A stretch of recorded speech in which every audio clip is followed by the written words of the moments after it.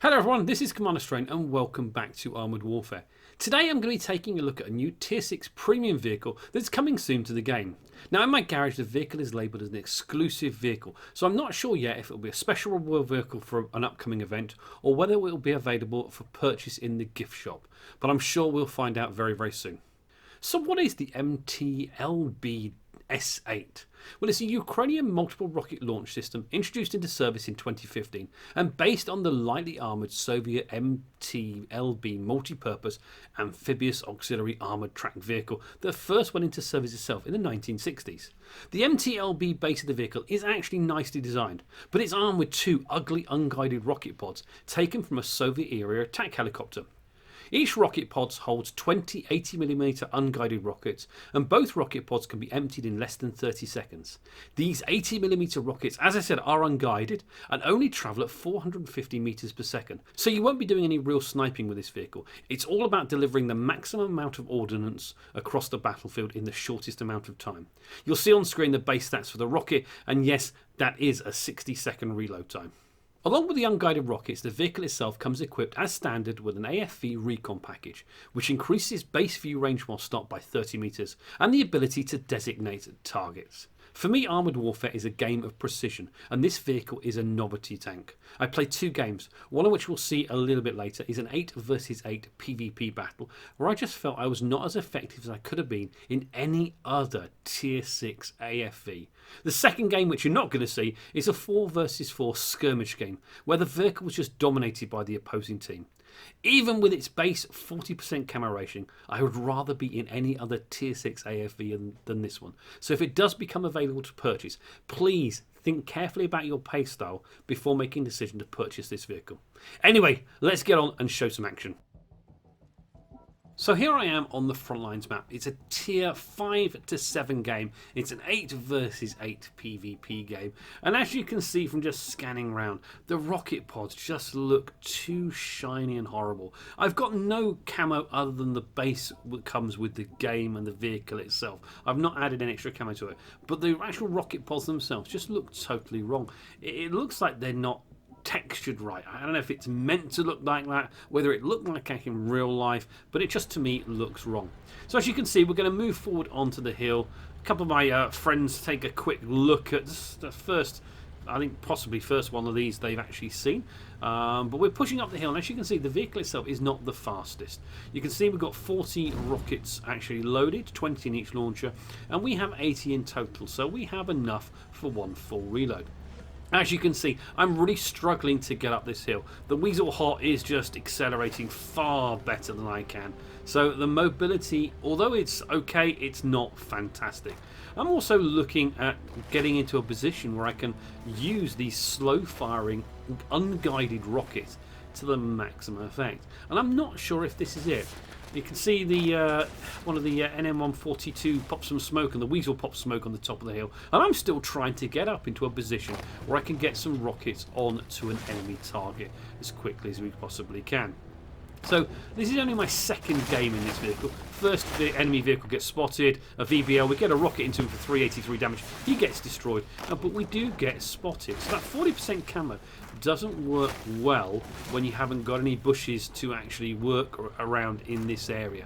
So now I'm looking with the gun depression I've got, and the gun depression of course is 10 degrees, but again, it's just finding that right position where you're actually camouflaged and you can make use of these unguided rockets.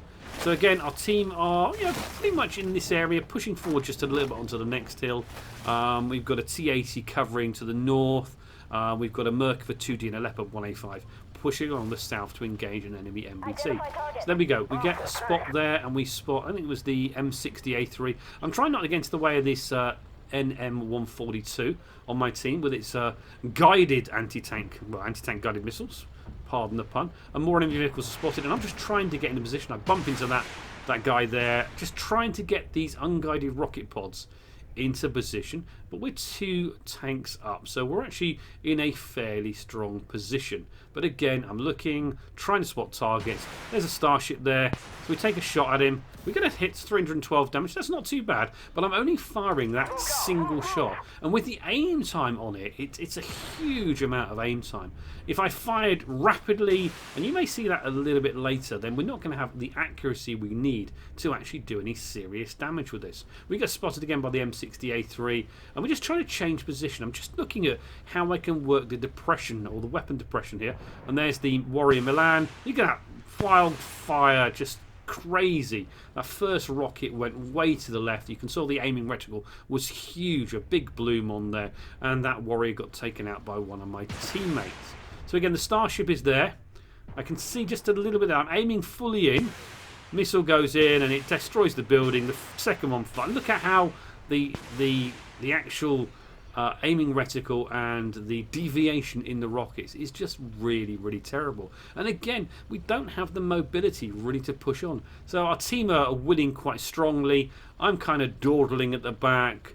It's like driving Miss Daisy as I push forward. Because the enemy vehicles to the left spotted, enemy vehicles to the right. And we're just going to try and get some damage. We're 8-3 up. We've done 695 damage. Going to go over and try and help the Merkava, but our MM-142 seems to be doing a fantastic amount of work over there. And yeah, now there's only 2 vehicles left, and I figure I can see the Weasel 1 hot, and I know the other Leopard 2 was over in this direction here, so I'm trying to get in position where we can maybe get onto his side or his rear and just spam a load of rockets into one of the enemy vehicles. But again, the mobility is not there. The NM-142 is aggressively pushing on against the Weasel hot. Even our Challenger 1 and our Weasel 1 hot are in decent positions, and we're still trying to get in position.